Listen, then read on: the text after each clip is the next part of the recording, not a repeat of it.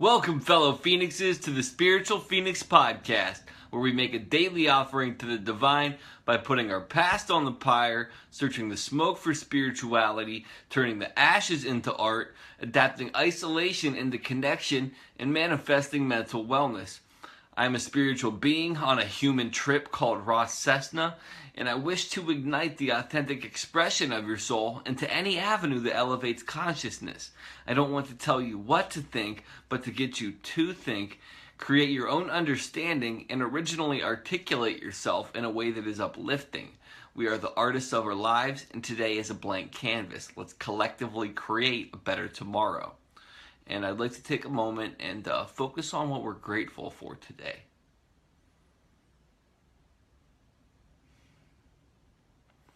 Today I'm grateful to have friends that kind of have made me realize that I need to reintegrate back into society somewhat more so. And I'll get into some quotes, and then I'll get into that topic. I have known many people who were so enlightened that they were really of no earthly good, and that's from an anonymous person. Enlightenment has nothing to do with being spiritual. Being spiritual is just an idea. It's another ring of perception, and that's was said by Frederick Lenz.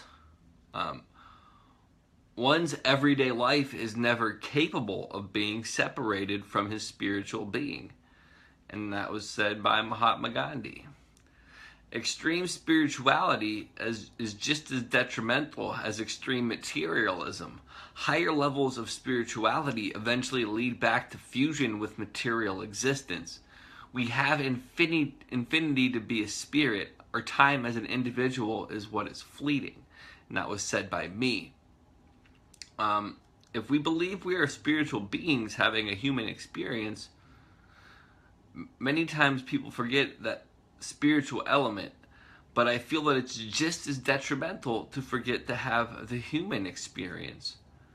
Many of us can relate to having profound experiences, spiritual experiences, sometimes through the use of entheogens, where we realize we are actually spiritual beings and we connect with all the nature and become one.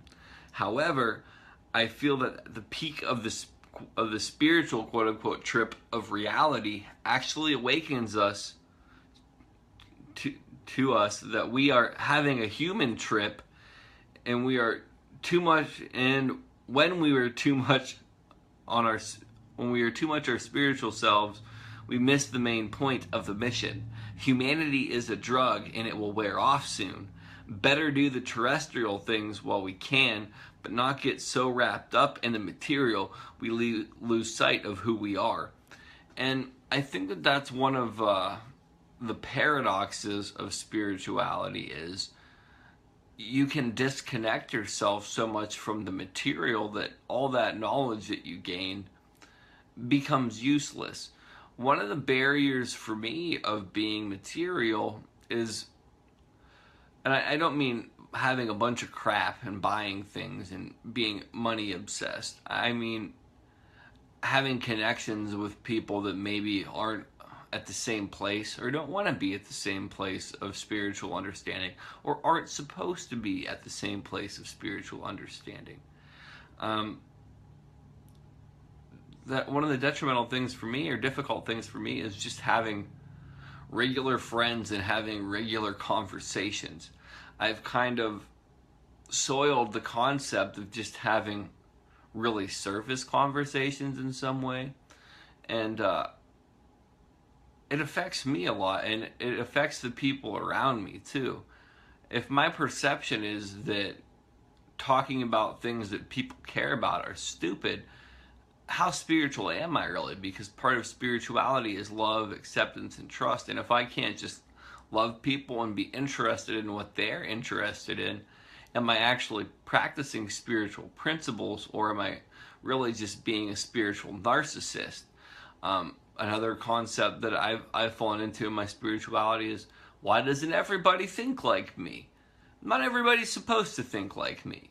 part of my spirituality too is not everybody will think like me. No, like, I can't judge somebody because they're not where I'm at, and I can't disconnect from people because they're not where I'm at, and I can't be an elitist because people are on a different wavelength than me. It doesn't make me better than them. I'm different than them, yes, but I'm not better or worse than anybody. And if I don't come down from my mountain and share what I've learned, maybe not by saying it, but by living it and leading by example of action, then I've really just overdosed on spirituality. I believe that we have infinity to be spiritual beings. Our existence in this form, for me, the trip of Ross Cessna, that's finite. So I can't lose sight of who I am and go into spiritual psychosis and like just be all out there. But I can't be like fall into material psychosis where I'm just all like object oriented. It again comes back to the principle of balance. If I'm too much of one thing, I miss out on the actual experience, in my opinion, if that makes sense. I have to be spiritual but terrestrial, and material but spiritual. I think that it's ironically paradoxical that in order for me to progress my spirituality, for me personally, is that I have to somewhat give it up. And it comes back to the concept, if you love something, set it free. If it'll come back, if it's meant to be. I can't not be spiritual. I have a feeling that it will be difficult for me to go back to sleep in some capacities, because this is who I am. I'm always going to be spiritual. I believe that my spirit's name is Rozen. It's a name that I came up with when I was mentally ill, and I combined the name Ross with Zen. I later found out that that spiritual name is different. I use it for doing my music, but I'm going to be more effective at helping people, being present with people, loving people, if I kind of focus more on material. If I want to make change in the world, I'm not going to do it sitting in my room meditating. Granted, I think that group meditation can make changes, and there's science that proves that. Part of making changes in the world is boots on the ground, in the trenches, and I can still connect with my spirituality, but I don't have to scream it from the mountaintop. I can live it in the valley with other people, if that makes sense. And I think that concept is elaborated clearly enough now. And I'm going to put this episode on the fire this time. It's not a pyre. It's just a regular bonfire that people can sit around with me. And a link will be below for all my other links.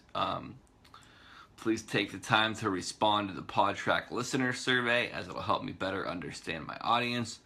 If you're watching a video of me, you can watch me on YouTube, or you can also watch me on Facebook Live. I mean, if you're listening to me, you can watch me on YouTube or Facebook Live. And if you're watching me, you can listen to me on iTunes, Google Play, Blubrry, TuneIn, Stitcher. I think maybe one more. And with that, I love, respect, and appreciate all of you. Make today magical with the attitude of gratitude and a mindset of manifestation. Love and light. Namaste.